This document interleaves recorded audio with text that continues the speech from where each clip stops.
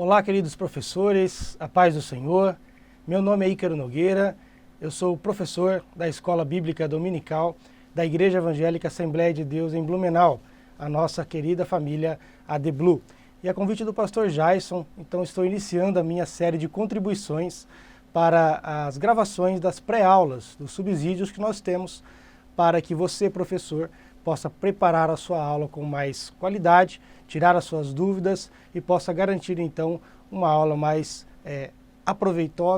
proveitosa para os seus alunos, ok? Espero contribuir com vocês e o tema do nosso trimestre, o terceiro trimestre de 2018, nós estamos estudando então adoração, santidade e serviço, que leva como referência o livro de Levítico. Um livro que não é tão abordado durante os cultos semanais, mas que na nossa escola bíblica ganhou uma notoriedade.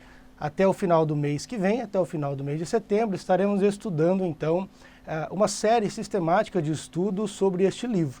E hoje nós estamos então responsáveis por transmitir a lição de número 8, cujo tema é a sobriedade na obra de Deus. Amém?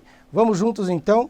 Texto áureo da nossa lição está na carta que o apóstolo Paulo escreveu aos Efésios, no capítulo 5 e no versículo 18, que diz assim: E não vos embriagueis com o vinho, em que há contenda, mas enchei-vos do Espírito. Amém? Esse é o texto que vai nos dar base, então, para nós fazermos a nossa reflexão de hoje. E como verdade prática da nossa lição, a verdade diz assim: o exercício do ofício divino é incompatível com o alcoolismo, maus costumes e intemperanças. Amém? Então, com base no texto que Paulo escreveu aos Efésios, o nosso texto áureo, nós vamos então refletir sobre a importância do exercício divino e vamos contrapor, nós vamos falar em prol da sobriedade em detrimento, então, da embriaguez, dos maus costumes e das intemperanças, que são, na verdade, incompatíveis com o exercício da obra de Deus. Como sugestão para você, professor, louvar a Deus no início da sua aula, fica aí, então, o hino de número 77. Guarda o contato ali de Paulo Leivas Macalão, está constante ali na nossa harpa cristã da CPAD. Ok? Vem comigo, então. Quais são os objetivos específicos da nossa lição? Primeiro, nós temos como objetivo explicar o vinho na história sagrada. Vamos abordar a história bíblica e explicar então quando o vinho é citado, quando ele está presente e qual é o contexto que ele é inserido então na história. O segundo ponto, nós vamos discutir então a respeito do vinho em relação ao ofício sagrado. E aí vamos olhar com mais ênfase no ofício dos sacerdotes. E no terceiro ponto, nós vamos compreender que o ministro cristão precisa ser cheio do Espírito Santo. Então nós vamos falar da necessidade que um obreiro, que um homem de Deus, que alguém que ministra junto ao altar do Senhor, precisa ter da plenitude do Espírito Santo para que possa então exercer as suas funções ministeriais. Amém? Então esses são os três objetivos que nós temos aí na nossa aula de hoje. Vem comigo então para a introdução da nossa lição, para nós refletirmos então no conteúdo da nossa aula. Então nessa pré-aula abordaremos o tema então sobriedade na obra de Deus, na qual você, professor, será incentivado a explorar com os seus alunos, com a sua turma querida, a incompatibilidade do exercício do ofício divino, do ministério cristão, com práticas imorais. E aí nós vamos dar ênfase então para o alcoolismo, para os maus costumes e para as intemperanças. Então nós vamos usar por base o texto que o apóstolo Paulo escreve aos Efésios, no capítulo 5 e o verso 18, que nós já fizemos referência no início da nossa aula. E iremos argumentar em prol da sobriedade e da plenitude do Espírito Santo, em detrimento então da embriaguez e os seus efeitos danosos, tanto à saúde quanto à espiritualidade cristã.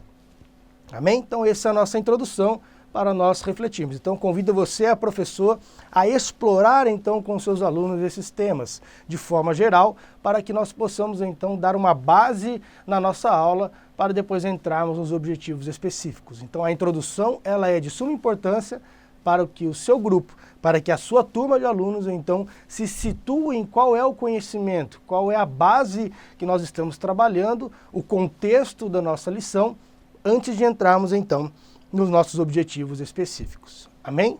Então vamos a eles. O primeiro deles é o vinho na história sagrada. Vamos falar do contexto do Antigo Testamento. E aí a minha recomendação para você, professor, é iniciar a sua reflexão com uma pergunta. Uma pergunta mais ou menos assim: o que é o vinho e o que ele representa nas Sagradas Escrituras? Então faça essa pergunta à sua turma, faça essa pergunta aos seus alunos e então ouça atentamente as respostas que eles darão, para que então depois você possa construir uma linha de raciocínio para explicar e dar a resposta definitiva. Então, o que é o vinho e o que ele representa nas Sagradas Escrituras? Partindo então da primeira pergunta sobre o que é o vinho, para os irmãos que ainda não me conhecem, eu sou engenheiro industrial químico de formação. Então eu conheço um pouquinho do processo, de transformação do suco da uva em vinho. Então o vinho, tecnicamente falando, é o suco da uva que passou por um processo de fermentação. Um processo onde os açúcares presentes no suco, ou chamada de mosto, são convertidos em principalmente etanol, álcool, através de um processo chamado fermentação, feito por criaturas vivas, microscópicas, chamadas de leveduras. Tá? Então, o produto da fermentação do suco da uva é o vinho que nós estamos, então, abordando. Então, essa é a definição mais técnica do vinho. Mas, se nós olharmos o contexto da palavra de Deus, nós vamos ver que o vinho, então, é considerado como bênção de Deus, junto com o pão, junto com o azeite, e ali nós temos a referência do livro de Oséias, para nos remeter, então, como símbolo da alegria, o símbolo da provisão. Nós vamos ver em Provérbios, capítulo 3 e o verso 10, nós vamos ver isso, quando Deus promete aos seus que aqueles que honrarem a Deus com a sua fazenda, os seus recursos, se encherão de vinho os seus lagares. Então o vinho simboliza aí a alegria e a provisão de Deus. Mas o que nós abordaremos também nessa lição é que o seu mau uso, ele leva então à transgressão. E aí vamos ver juntamente conosco alguns casos, alguns personagens bíblicos e algumas situações em que o vinho se tornou então bastante danoso para o relacionamento do cristão, da sua família com Deus. Amém? Então essa é a pergunta que eu recomendo que você faça à sua turma e esses são os itens que nós recomendamos que você aborde junto aos seus alunos. Amém? Vamos então ao primeiro subtópico da nossa lição, que vai tratar então o exemplo de Noé. Tá? Então o exemplo do velho Noé, registrado lá no livro do Gênesis, o primeiro livro da Bíblia, no capítulo 9, do verso 20 ao 27, mostra-nos o efeito destrutivo que as bebidas alcoólicas podem ter sobre a estrutura familiar de um servo de Deus. Como assim? Noé, logo após o dilúvio, ele vai assumir um ofício interessante, ele vai se tornar lavrador da terra, e ele vai plantar então uma vinha sobre a terra. Para quem não sabe, vinha é um conjunto, uma plantação de pés de uva, de videiras.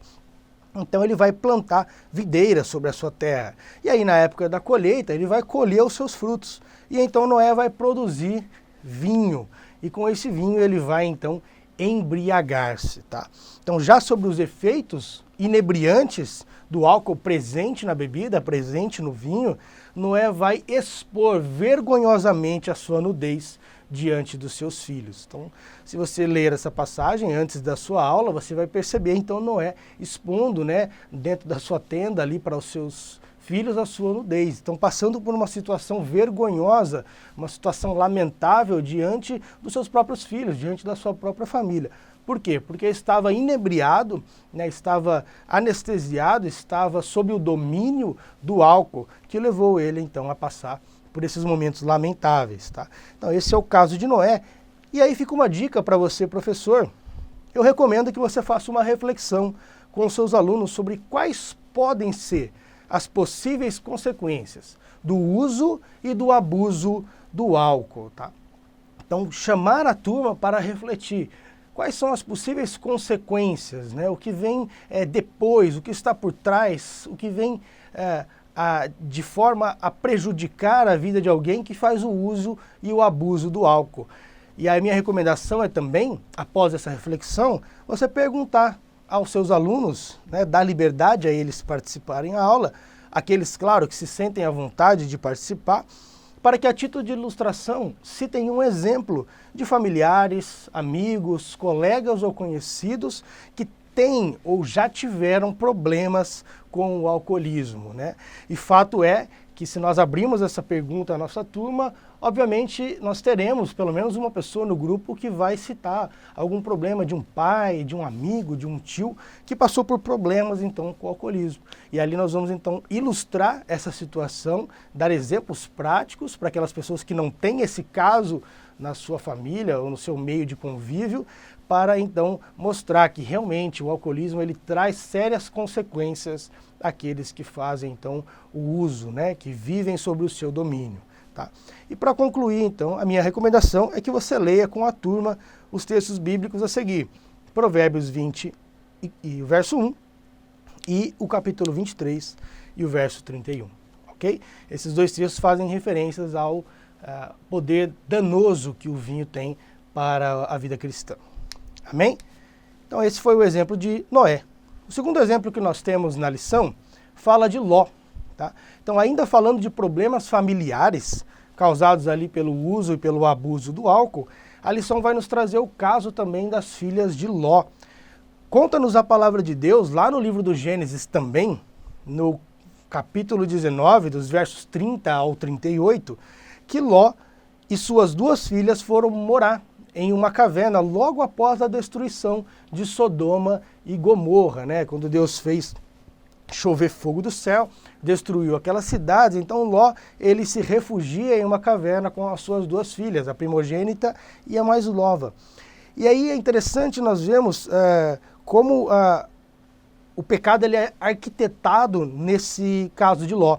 Então, com medo de não gerarem filhos para conservar a descendência do seu pai, as filhas então conversam entre si, elas decidem entre si embriagar o seu pai Ló, a ponto deste ficar anestesiado e perder a sua consciência sobre os seus atos, provocando assim com ele relações sexuais incestuosas sem o seu consentimento.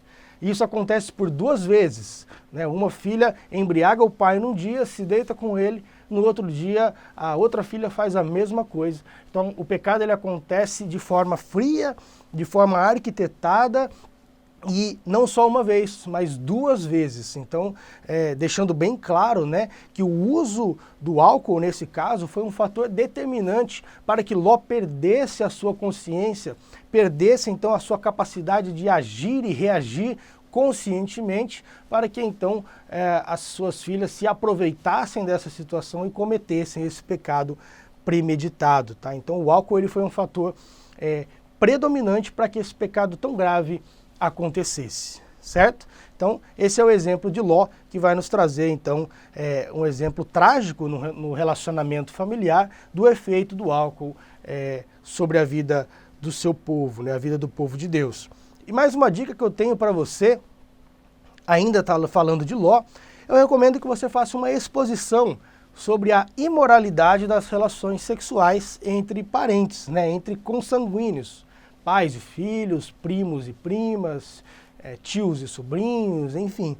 Então faça uma exposição, converse com seus alunos sobre a imoralidade das relações sexuais entre parentes, né? Isso não só no âmbito da religião, mas também no âmbito social, no âmbito legal, não é algo aceitável, né, pela sociedade. Então, não só falando de religião, mas outros campos também condenam essa prática. Então faça essa exposição sobre a imoralidade desse tipo de relação, e vale também expor o fato de que as relações sexuais entre familiares, no caso de produzirem, né, consumarem uma gravidez, elas tendem a gerar filhos com algum tipo de deficiência, seja ela física ou mental, devido aí às mutações genéticas que ocorrem desde a sua concepção. Então há um risco muito grande do filho que é gerado através de uma relação incestuosa tenha algum tipo de deficiência física ou mental. Então, além da questão moral, além da questão ética, além da questão religiosa,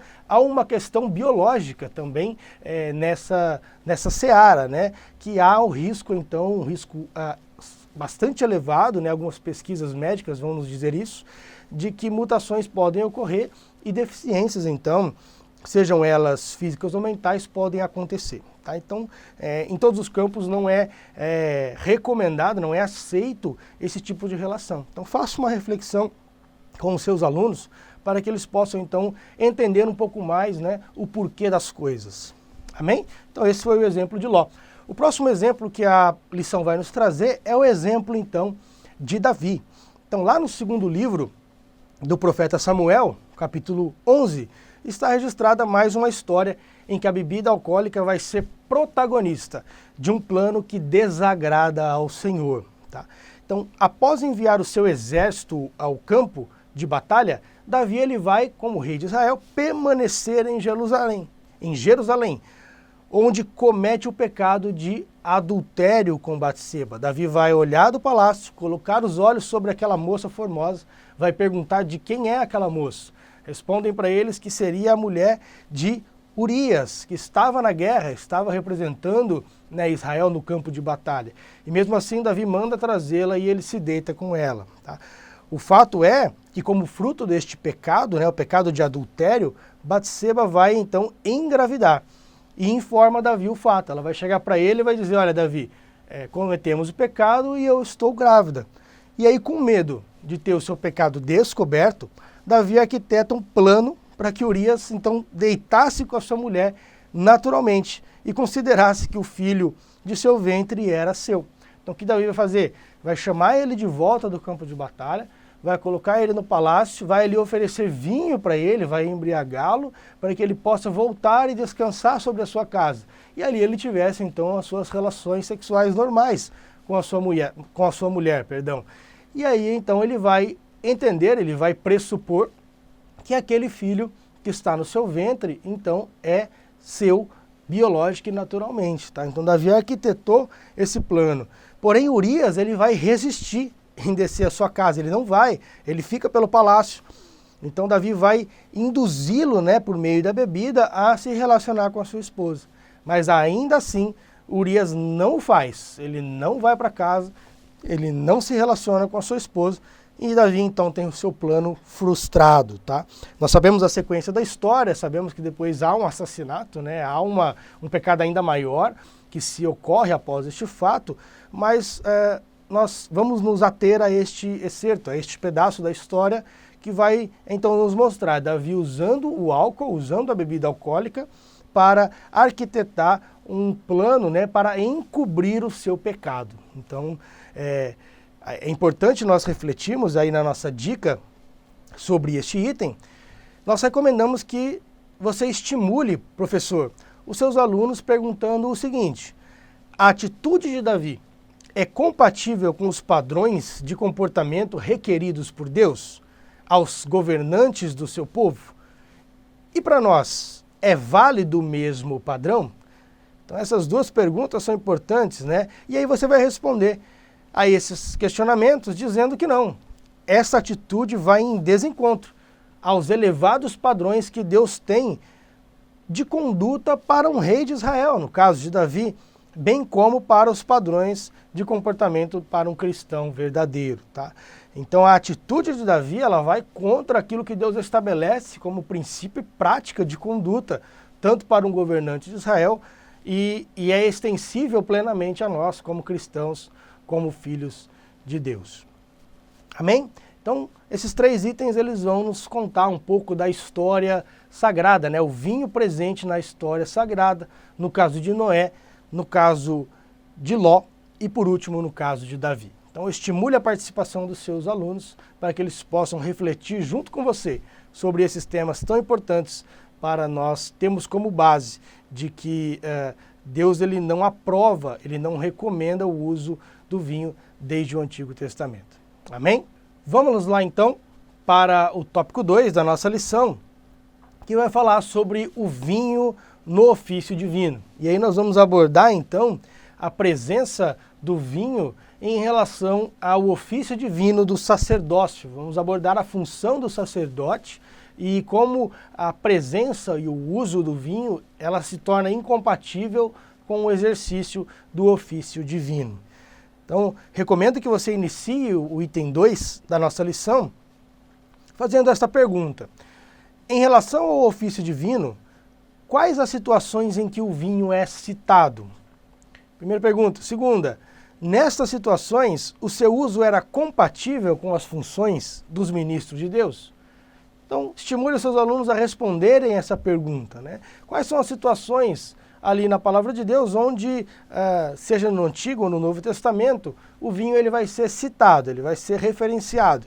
E segundo, considerando essas situações, responder se o uso do vinho era compatível com as funções dos ministros de Deus. Então, ouça atentamente as respostas dos seus alunos e depois construa com eles uma linha de raciocínio que vai abordar a presença e uso do vinho desde o Antigo até o Novo Testamento, finalizando então com a contextualização, com a atualização do uso do vinho pelos cristãos nos dias de hoje. Tá? Então faça essa referência desde o Antigo até o Novo Testamento e finalize falando então do uso do vinho pelos cristãos no dia de hoje, né? Sobre a recomendação de não usar o vinho nos dias de hoje também.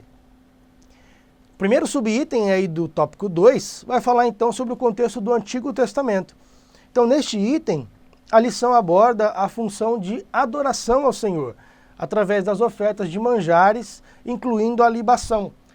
Para quem não sabe, a libação era uma oferta ao Senhor, feita através do derramamento de algum líquido, geralmente vinho ou óleo, como um ato de adoração a Deus, né? Reconhecendo que Ele é o dono e Senhor de todas as coisas.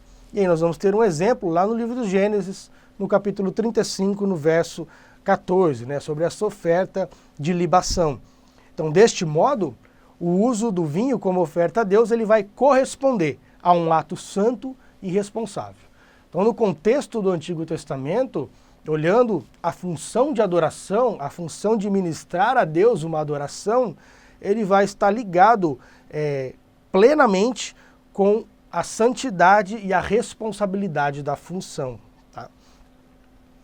E aí a dica que fica neste subitem é recomendar a você, professor, que faça uma reflexão com seus alunos, baseada no versículo 10 do mesmo capítulo, lá em Levítico 10:10. Incentive os seus alunos a entender o porquê Deus recomenda que esta norma seja seguida, para fazermos a diferença entre o santo e o profano, entre o imundo e o limpo. Então reflita com eles, leve eles a entender o porquê Deus recomenda que essa norma seja seguida, porque há necessidade de se fazer a diferença entre o santo e o profano, entre o imundo e o limpo. Tá? Então nós, como cristãos verdadeiros, devemos ser diferentes e fazer a diferença no mundo cristão, conforme recomendou-nos o próprio Cristo, o nosso mestre, lá no Sermão da Montanha, Mateus 5, 13 e 14, nós vamos ver isso. Cristo nos recomendando, né, recomendando aos seus discípulos e extensível a nós também, que nós devemos ser diferentes. E aí Cristo vai usar o exemplo do sal e da luz. Sede vós o sal da terra e sede vós a luz do mundo, né? Precisamos fazer a diferença. Então há uma necessidade de entender essa separação entre o santo e o profano, entre o imundo e o limpo. Então nós, como cristãos, precisamos, é uma questão de necessidade, fazer a diferença em um mundo corrompido. Amém? No segundo subtópico ainda do item 2, vai então falar do Novo Testamento. O primeiro falou do Antigo Testamento, o segundo nós falaremos do Novo. E aí a lição vai citar o exemplo das bodas de Caná na Galileia, né? Então, ao faltar vinho numa festa de casamento, na qual Jesus era convidado, Jesus então vai exercer o seu primeiro milagre registrado na Escritura Sagrada. Jesus vai transformar a água contida nas talhas de pedra em um vinho de excelente qualidade, né? Como eu já disse no início da aula, o vinho ele simboliza a alegria. Logo, a falta do vinho em uma festa, principalmente uma festa de casamento, era um sinal muito grande de ruína. O que Jesus vai fazer? Jesus opera então este milagre para restaurar a alegria aos noivos, aos donos da festa. E vai dar início então aos sinais miraculosos de seu frutífero ministério. Então Jesus, através da transformação da água em vinho, ele traz a alegria de volta àquela festa e vai dar início então aos seus sinais miraculosos, ao seu ministério frutífero sobre a terra. E aí, para também nós referenciarmos outra citação ao vinho, é uma que nós temos mais familiaridade como cristãos, não é mesmo? Para oficiar a sua maior celebração, a ceia do Senhor, o próprio Cristo utiliza o vinho como símbolo do seu sangue, que seria derramado na cruz do Calvário por todos nós. Desde então, a igreja vem utilizando do mesmo para anunciar a morte do Senhor até que ele venha.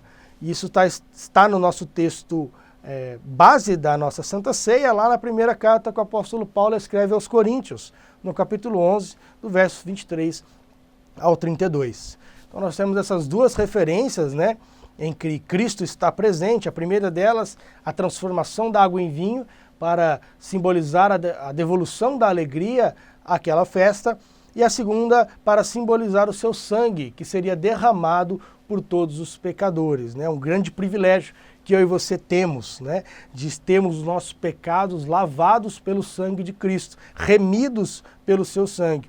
E então, através do sangue de Cristo, que nós fazemos uma nova aliança com ele, né?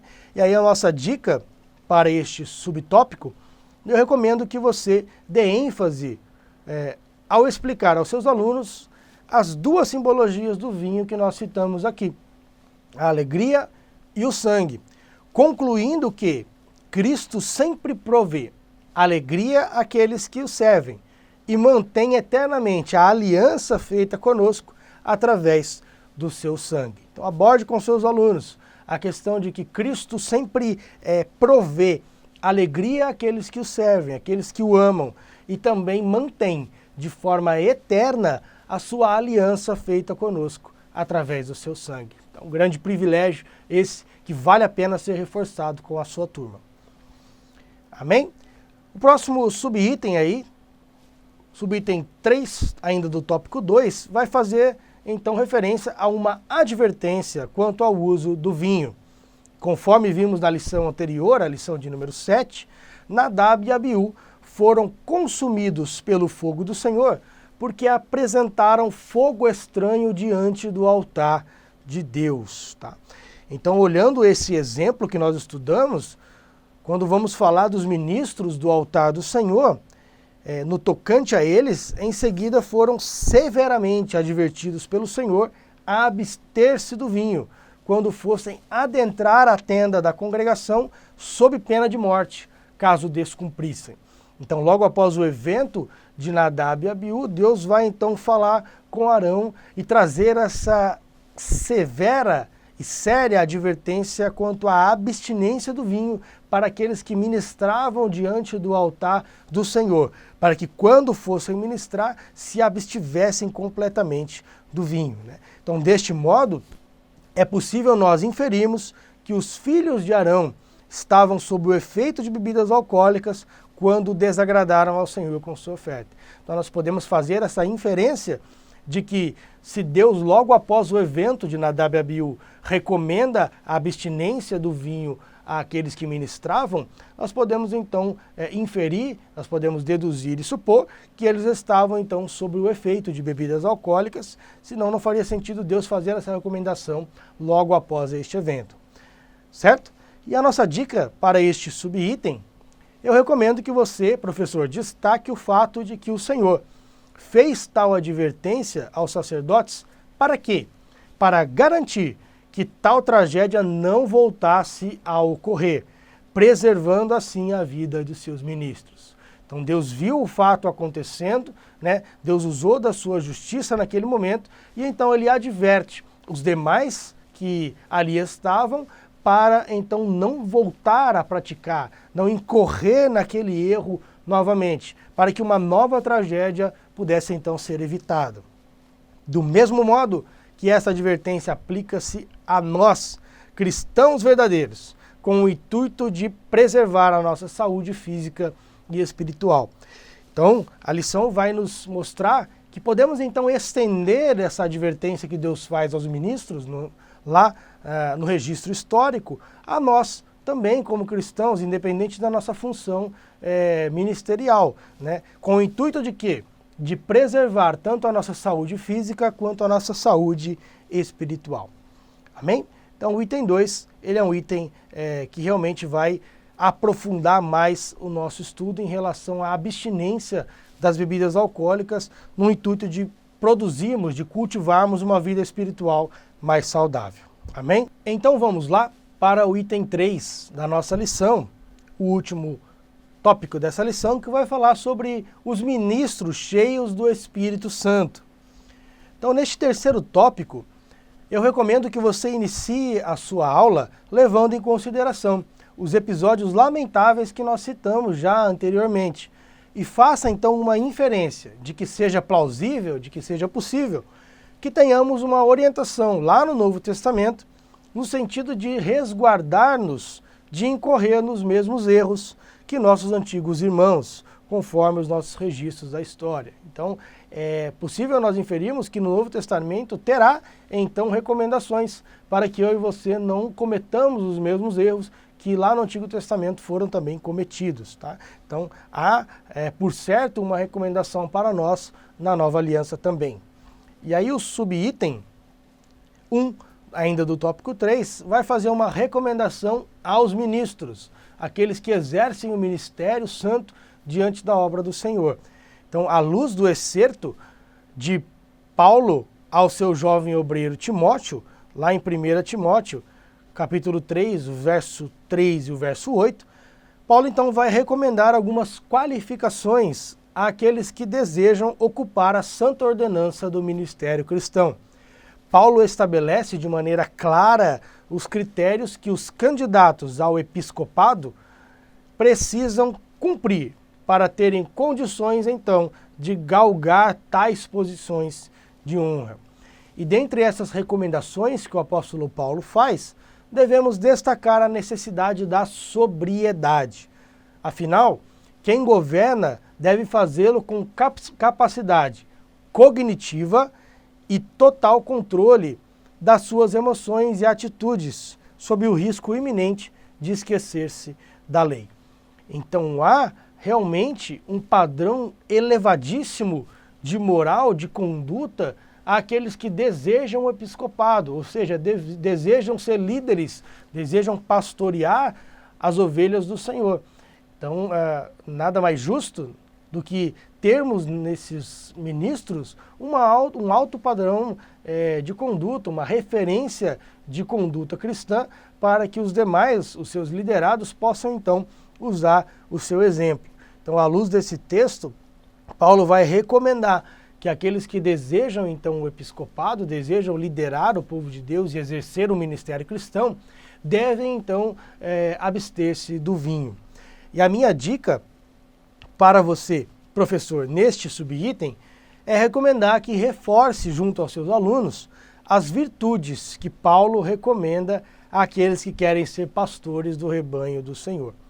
E no contexto dessa lição, enfatize, dê mais importância à abstinência do álcool como um dos principais fatores a serem considerados.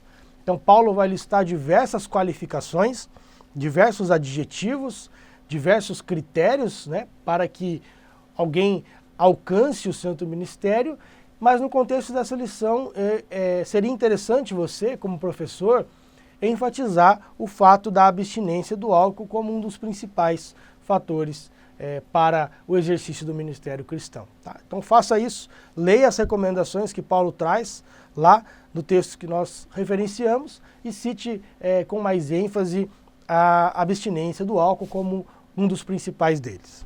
Ok? O próximo subitem fala sobre as recomendações agora à igreja, a eu e você como igreja no geral, independente do cargo, independente da função ministerial. Então, quanto à igreja de Cristo, nós, o mesmo apóstolo Paulo recomenda que afastemo-nos do vinho, devido ao poder que este tem de induzir o cristão às contendas. Então lá no nosso textuário, em Efésios 5,18, nós vamos ver isso, né? Nos afastemos do vinho em que há contenda, então que ele produz a discórdia, produz as contendas. Logo, os padrões elevados que Deus exige de seus ministros são plenamente aplicáveis, plenamente extensíveis à sua igreja como um todo, não se limitando somente aos sacerdotes de ofício. Tá? Então, ao final do versículo que nós destacamos, Paulo recomenda que abandonemos o desejo de embriagar-nos com vinho, mas que sejamos desejosos pela plenitude do Espírito Santo. Então, você como professor, estimule os seus alunos a abandonar o desejo pelo álcool, pela substância inebriante, embriagante, para que possa então aflorar, para que possa então acender, aquecer a chama dentro do seu coração, desejosa pela plenitude do Espírito Santo. Então essa é a recomendação que Paulo nos faz como igreja, né? Abandonemos os vícios, abandonemos as necessidades do corpo, abandonemos então os efeitos do álcool sobre o nosso físico e nos enchemos do Espírito Santo. Sejamos preenchidos pelo Espírito Santo. Vivamos então a plenitude do Espírito Santo como padrão de conduta e de comportamento cristão. Amém? Então essa recomendação ela é importante. E fica uma dica então nesse item para que você faça uma reflexão com seus alunos sobre o tabu social que o uso da bebida alcoólica representa, principalmente nas faixas etárias que compreendem o período da adolescência e juventude. Então chame os seus alunos, né? Estamos falando aqui para a turma dos adultos, mas muito provavelmente os adultos que estarão presentes têm filhos, né, na faixa da adolescência, lá dos seus 12 até a fase da juventude, até os 20 e poucos anos. E nessa fase há realmente um tabu social estabelecido pela sociedade de que a bebida alcoólica ela é plenamente aceitável. Então discuta com eles sobre o seguinte termo, que é amplamente aceito na sociedade, o chamado de beber socialmente. Tá? Então discuta com eles sobre esse termo, né? O que é beber socialmente. E conclua que a embriaguez não é um adorno social, mas uma fonte de transtornos imensuráveis para o cristão. Então reflita com a sua turma de que não há necessidade do cristão beber socialmente, ou seja, usar da bebida alcoólica no meio social para se integrar, para ter alegria diante de colegas de trabalho, diante de família, diante de amigos, porque a alegria de Cristo ela é presente na nossa vida de uma forma integral. A bebida alcoólica ela traz uma sensação de bem-estar, só que é apenas temporário. A pessoa entra em altos e baixos na sua vida e se torna cada vez mais dependente. E socialmente falando, isso acaba sendo aceito. Mas nós, como cristãos, devemos guardar um padrão de excelência e devemos nos abster para que possamos então dar o exemplo, para que possamos então viver como Cristo viveu, né? E de fato sermos chamados de cristãos e não dependemos então deste adorno social para nos relacionarmos, né? Para estarmos presentes e integrados na sociedade. Então este ponto é um ponto importante, não só para a fase de adolescência, juventude, mas muitos adultos consideram a bebida em um ambiente social aceitável. Mas nós, como cristãos verdadeiros, usando os exemplos e recomendações bíblicas que aqui estamos citando, vemos que não. Para o cristão, o padrão de excelência deve ser elevado. Amém? E o último, então, subitem do tópico 3, vai falar sobre os ministros usados pelo Espírito Santo. Ser cheio do Espírito é uma condição fundamental para que o ministro cristão exerça com sucesso a sua vocação. Então, é uma condição sine qua non, uma condição fundamental, uma condição estritamente necessária para que o ministro cristão possa exercer de forma eficaz a sua vocação. quando Jesus recomenda aos seus discípulos que ficassem em Jerusalém para receberem o poder do Espírito Santo, lá no dia de Pentecostes, demonstra-nos então a necessidade de contarmos com o poder divino. Então, aquele que exerce o ministério, aquele que exerce o chamado cristão, há uma necessidade estrita e urgente de serem revestidos, serem cheios, sejam plenos do poder divino advindo do Espírito Santo.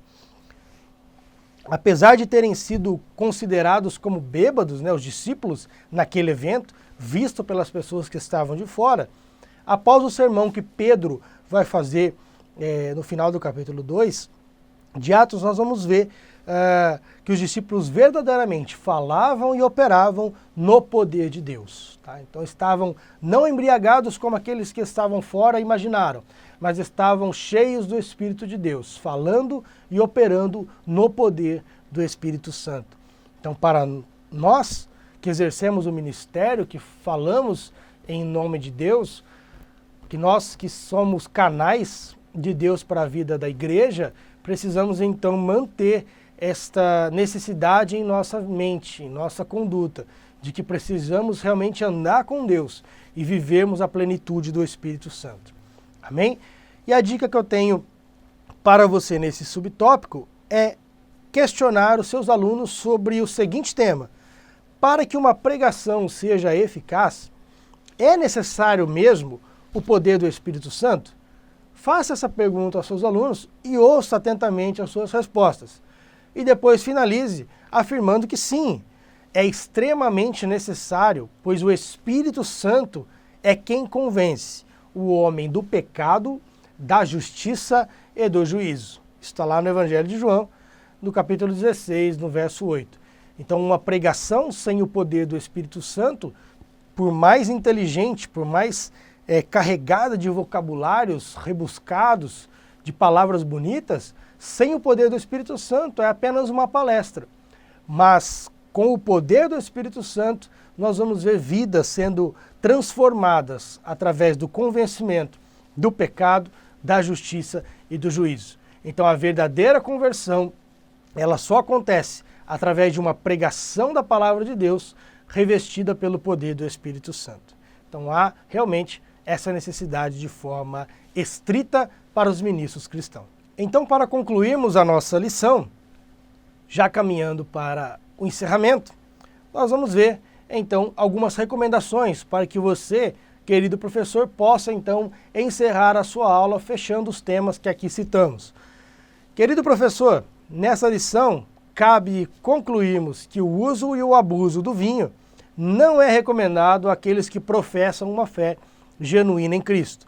Oriente os seus alunos para que façam uso do seu livre-arbítrio, a sua livre capacidade de decisão para escolherem o certo em meio a várias opções erradas que se apresentam diante deles.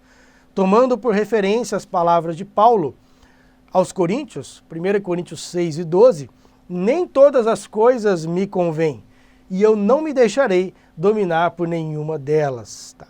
Então incentive os seus alunos a seguirem em frente, mirando o alvo que é Cristo, crescendo a cada dia em graça e em conhecimento do nosso Senhor.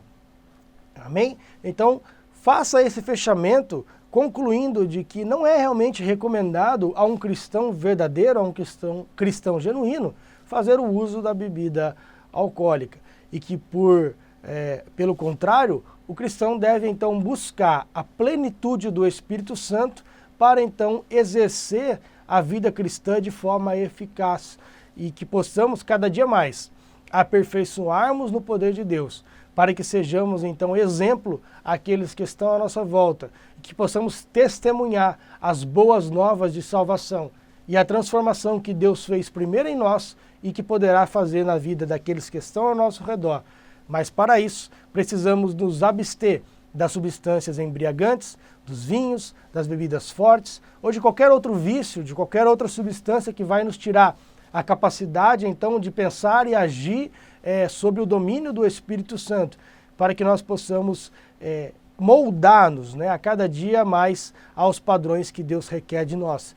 Assim como João diz, convém que Cristo cresça e que eu diminua. Então que nós possamos cada dia mais reduzir as nossas vontades, reduzir os nossos desejos, reduzir os nossos pensamentos medíocres e físicos, e que possamos então colocar no nosso coração o desejo de se parecer, de agir, de pensar, de falar mais como Cristo. Tá? Então, sermos verdadeiramente cristãos por excelência.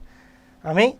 Espero que tenha sido útil essa lição para você. Esta é apenas uma pré-aula, onde nós fazemos um panorama de toda a lição e que eu, através de algumas referências, através deste material, espero ter ajudado você a tirar algumas dúvidas e a orientá-lo em relação à sua aula. Então, que este material sirva de fonte para que você possa, então, preparar a sua aula com excelência e que siga as dicas, se achar por bem, seguir as dicas que aqui foram recomendadas para interagir mais com a sua turma.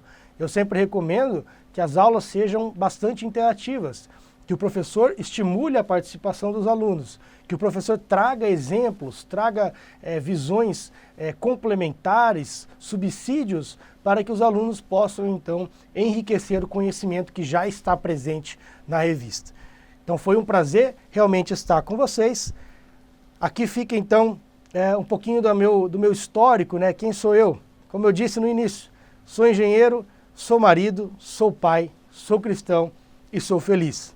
Sirvo a Deus aqui na AD Blue, sede, atuo como vice-coordenador da escola bíblica aqui no Templo Sede e eu ministro aulas à turma dos adultos, jovens e adolescentes e também à turma dos surdos, que tem sido uma grande experiência pessoal para mim. Aqui fica o meu contato de e-mail.